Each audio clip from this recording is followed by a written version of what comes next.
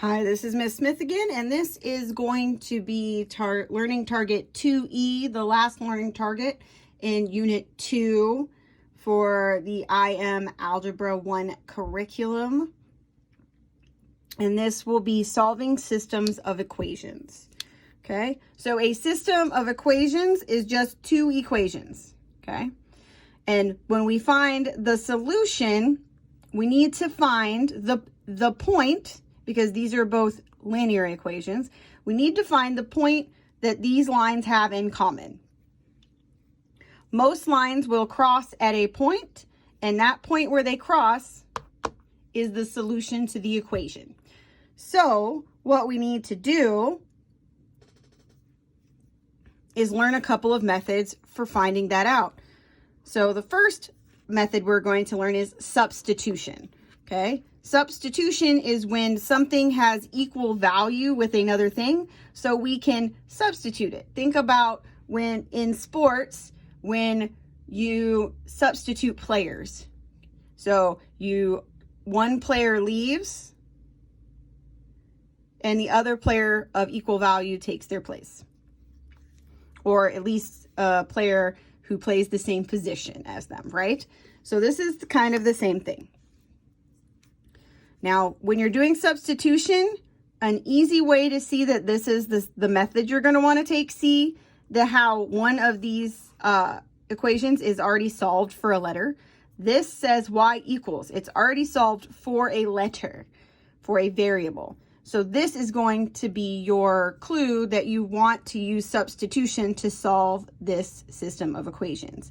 So what I can do is if y is equal to 2x plus 1, then wherever y is in this bottom equation, I can substitute 2x plus 1. This is equal to y. Why do we want to get rid of y in this bottom equation? Because we can't really solve equations with two variables very easily. It's not very easy to solve that way. We need to make one of these equations have one variable, and then it makes it easier to solve for the one variable and then the other. So this is going to look like this. We're going to substitute this in for y. This is going to go in for y. So what that's going to look like is you're going to write 3x, because we're not changing x, plus 4, but we don't want y anymore. We're going to substitute.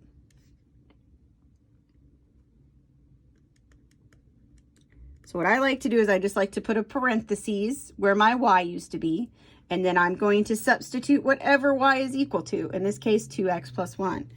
2x plus 1. You put the whole thing in there. Then we just need to simplify and solve to find x, because now we have all x's and we know how to do that. Remember, PEMDAS. So the first thing you need to do is get rid of the parentheses. We're going to distribute. Remember, distributing is when you have a number or a letter on the outside and you want to get rid of the parentheses. We have to distribute the multiplication to do so. So 3x is not being distributed. 4 times 2 is 8. Or 4 times 2x, excuse me, is 8x, because 4 times 2 is 8, and then just times the x. 4 times 1 is 4, equals 37. Okay. Now, after you distribute, you always need to check and see if there is like terms, or there are like terms, excuse me. If you notice, this 3x and this 8x both have x's. They are like terms. So we're going to simplify that. 3x plus 8x is just 11x. The 4 does not have an x, so we did not combine it, and that equals 37. So then we're still trying to get the x by itself. There's this thing that's the furthest away from x, so we're going to deal with that. It's a plus 4. The inverse operation to plus 4 is minus 4. Okay, so then you have plus 4 minus 4 cancels. 11x equals 37 minus 4, which is 33. Okay, and then this is 11 times x, because we're not done. This is 11 times x. We just want x by itself. So we have to divide by everything that's not x because this is a multiplication. And the inverse operation to multiplication is definitely division. So that cancels, but we have to do it to both sides. 30, so this is left, we're left with x on one side, and 33 divided by 11 is equal to 3. So now we have x equals 3. So this is only half of the work. So this is half of our solution, because our solutions are always going to be x, comma, y. This is what a solution looks like. A solution is always going to be x, comma, y. So we have the x, we do not have the y. So what we're going to do is we're going to do substitution again, but we're going to take and we're going to substitute in this 3 because we know x equals 3. So we can get rid of the x by substituting in a number. Now, you can use either of these equations, but remember, we have x, we're looking for y. If we're looking for y, isn't it easier to use the one that already says y equals? Yes. So I am going to use this top equation, and I am going to say y equals 2, but instead of x, remember x is equivalent to 3, so we're just going to put 3 in there instead of the x. I'm substituting, plus 1. Then you just solve. 2 times 3 is 6, plus 1 is 7. Now you have the answer to both. Your solution is going to be 3, comma, 7. So this is solving systems of equations using substitution. So we just learned substitution as one of the methods for solving systems of equations without a graph. And this is the other way, the other method to do the same thing. This method is called elimination. Just like it sounds, elimination means we need to eliminate something. In our case, we have two variables, x and y, and we need to eliminate one of them to make this easier to solve. So the first step is you look at what you have going on. You look at your x's and your x's and your y's. And what we need to do is we need to use our knowledge of inverse operations to manipulate these so that one of the variables cancels out. Now, I like to look, the first thing I look for is if there's a negative and a positive. So see how there's a negative and a positive. Those could cancel each other out because we know those are inverse operations. So I look at the numbers, but the numbers are not going to cancel each other out because they have to be the same. So what I could do is if I took 3 times 5, I would have 15. But this is an entire equation. So I can't just multiply 3 times the 5. Because remember, to keep equations equal, if we do something to one part of it, we have to do it to every part of the equation. So I could times every single bit of the equation. So I would take negative x times 5 or 3, 5y times 3, and then I would take negative 13 times 3. And that probably is the best option for this one. However, let's say you didn't see this. I have a negative 4x and I have a negative x. Now, if this negative x was 4x, then I could also add these and get them to fall out. Or even if this was negative 4x and this was negative 4x, I could subtract this because minus a negative is a positive. And then those would eliminate each other using inverse operations. So as you see, there's no wrong way to manipulate your equations in order to make a variable be eliminated. I usually go with the easiest option, and the easiest option here is to multiply this entire bottom equation by 3, which is what we're going to do. Now, I knew this was an elimination problem because if you look, the x's are lined up, the y's are lined up, the numbers are lined up, so everything's in order. That makes elimination one of the easiest thing to choose most often because you don't have to solve it. I could use substitution on this, but I would have to solve for a letter as we did in the first example. So that's why I'm going to use elimination. It's going to save me some time. So 3 times negative x is negative 3x. 3 times 5y is a positive 15y. And 3 times negative 13. So 3 times 10 is 30, and 3 times 3 is 9. So that's 39, but they're all negative. So it's a positive times a negative. So that's going to turn into a negative. Because anytime there's opposite signs when you're multiplying or dividing, that's going to turn into a negative. So this is our new equation.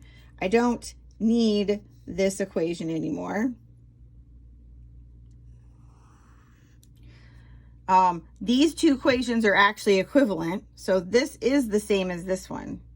They're equivalent, and that's why it's okay to use it. That's why understanding equivalent equations is a very important tool in your toolbox to have. So now this is a negative and this is a positive. So I'm going to add these. I'm going to add these together. You can subtract them. When you subtract them, you have to remember, if you need to subtract them, you have to remember that this will be a minus, like this would be a minus a negative, which would turn it positive, and this would be minus a positive, would just be regular subtraction. But we're adding, so we don't have to worry about that. So I have negative 4x plus negative 3x. That's a negative 7x. Then I have negative 15y plus a positive 15y. We know that those are opposites and they are going to cancel. So that's how we eliminate a variable. So then I have my equal sign left. We really need to keep the equal sign. It's still an equation. And then I have negative 17 minus 39. So these are both negative numbers, so they're going to be added together and it's going to create a bigger negative number. That's how adding negative numbers works. So we just need to figure out how to add these. 7 plus 9 is 16, and we carry the 1. So that is 2, and 3 is 5. And then remember, these are all negative, so a negative plus a negative just makes more negative. So now we have negative 7x equals 56. Well, we know inverse operations, and we know that the goal is to find the solution, which is going to be x comma y. Remember, our solution is always going to be x comma y. It's a point on a coordinate plane. So right now we're really close to finding x, except we have negative 7x. So we need to use inverse operations. This is negative 7 times x. The inverse of multiply is divide. So we're going to divide by everything we don't want. We don't want negative 7. We only want x. And if we do it to one side, we have to do it to the other side. So this cancels out because they're inverse operations, and we get x. And x is negative 56 divided by 7. A negative divided by negative will be a positive, and 56 divided by 7, if you know your multiplication tables, is 8. If you don't know your multiplication tables, you can use a calculator, or you can actually find multiplication tables online so that you can practice your skills. So now we have 8, but that's only the x. Now remember, I said all our solutions have to be x comma y. So we've got to find the y. Now, we have some equations. We have 3 different forms of the equation, and we now know one of the variables. So if we know a variable, if we know x equals 8, we're going to use something that we've used a lot this year, which is substitution. We're going to use our toolbox method of substitution to find this other equation. So it doesn't matter which one of these three equations you pick. I am going to go ahead and just pick the top one. But everywhere there's an x, I need to put an 8. So there's negative 4x. So when we are solving with substitution, this is going to become negative 4, not times x anymore, it's times 8. Minus 15y equals negative 17. So all I did was substitute in our value for x. Now, this is 4 times 8, which is 32, but it's a negative times a positive, so that's a negative 32. Minus 15y. And all I'm doing is my PEMDAS, I'm getting rid of those parentheses. Okay? So then I'm going to do now that everything is simplified, I am going to do my inverse operations like I always do. And we're going to start simplifying this and solving it for y. So now I have a minus 32, and the inverse to minus 32 is plus 32. And remember, I'm starting with the things furthest away from y and working inward to the things closest to y. So that's why 32 is first. Plus 32, because if I do it to one side, I have to do it to the other side. Cancels. And 15y. And then this is going to be a negative and a positive. So it's a negative and a positive. When you do that, you subtract the two numbers, and whichever number was biggest is the sign is going to be.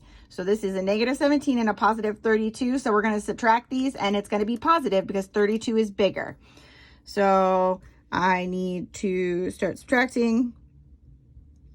Technically, the biggest number has to be up top. So I'm going to do 17 down here.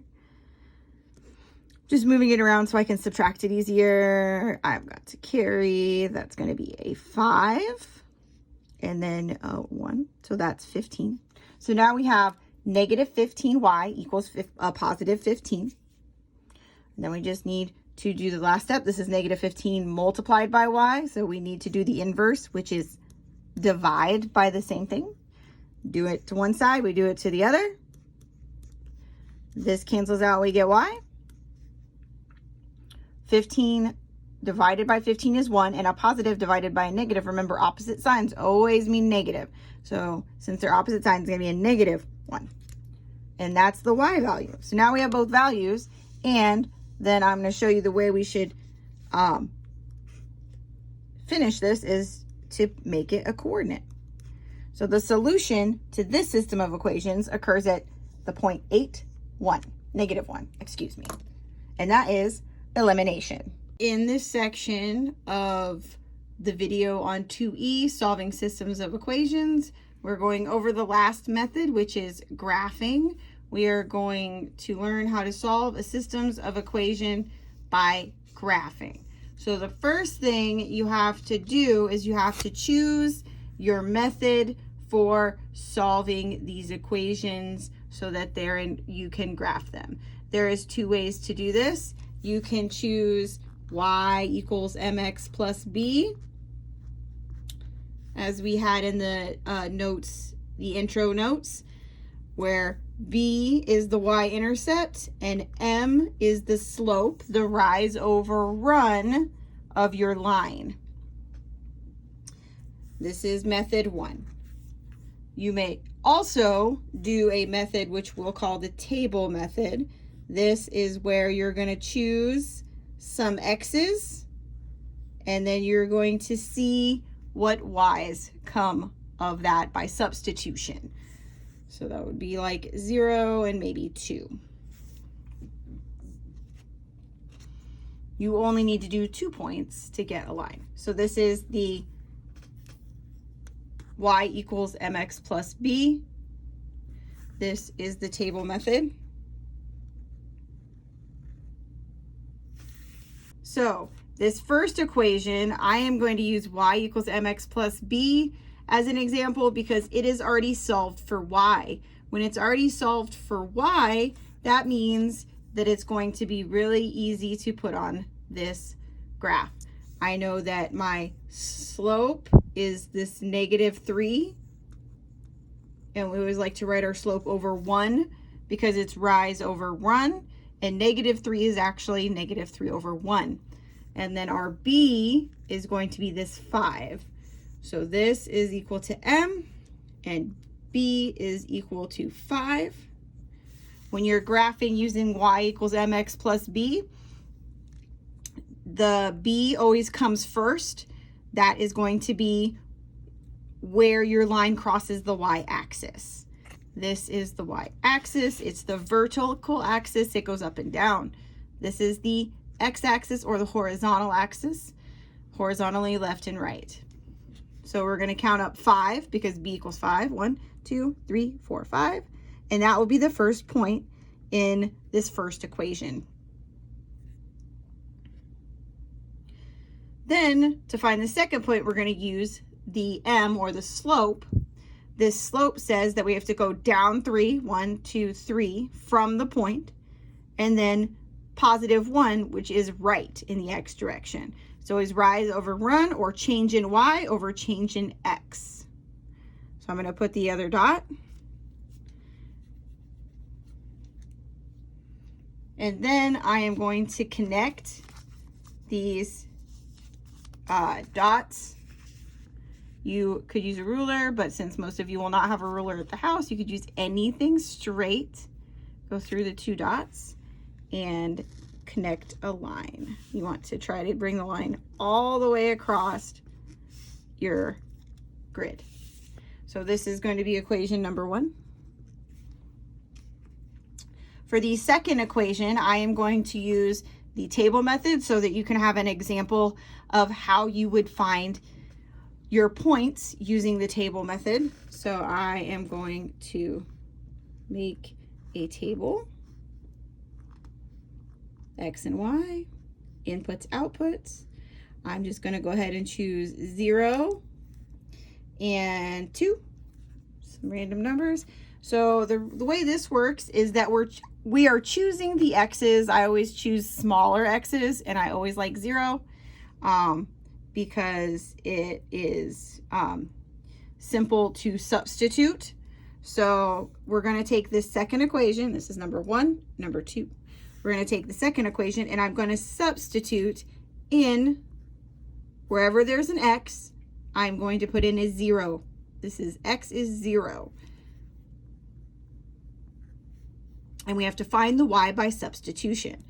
So this is -0 because it was -X. So now it's -0 plus Y equals -3. So you see this -0 cancels out, and we have Y equals -3. So 0, -3.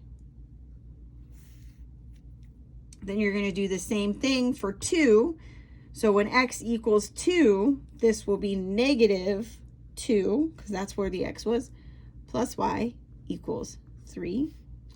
So -2 plus Y equals 3. Remember inverse operations, which we've already talked about. This is a -2, so to move it to the other side to find Y, we have to do the inverse operation, which is a +2. So we're going to add 2 to both sides, because if we do it to one side, we have to do it to the other side. -2 plus 2 cancels, and you get Y. Oops, don't forget this is a -3. See, always double check your equations.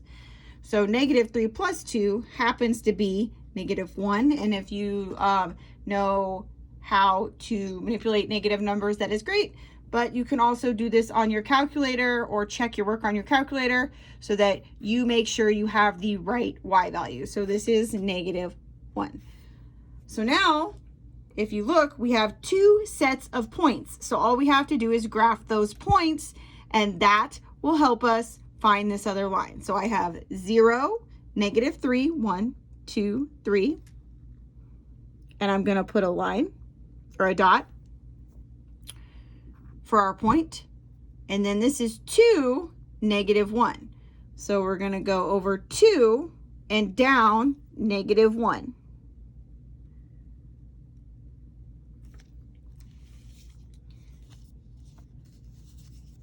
Then, using your same device that you used to trace the last time. I could use a ruler, but I'm just showing everybody that you don't need a ruler.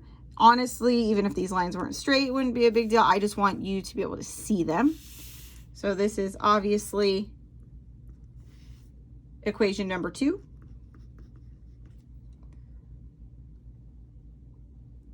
I put arrows on these lines because these equations actually go on forever. It's just that we are not going to write them forever. So the arrows on these lines indicate that these lines would continue on off the graph. So now we have graphed both lines, and I'm pretty sure it's obvious to most of us now, but the solution when you graph 2 lines just happens to be where they cross. So we got to find the point where they cross. In this particular graph, we kind of had it easy because I chose the point 2, -1. I didn't plan it. But do you notice how 2, -1 is on both graphs? That's where they cross. So the solution to this equation, or this system of equations, is going to be the point 2, -1, where both of the lines intersect. Intersect is a mathematical word that just means to cross each other. So these lines intersect at this point, and that point becomes the solution to this system of equations. The solution just means when they're both the same at the same time. At what point are both equations true at the same time?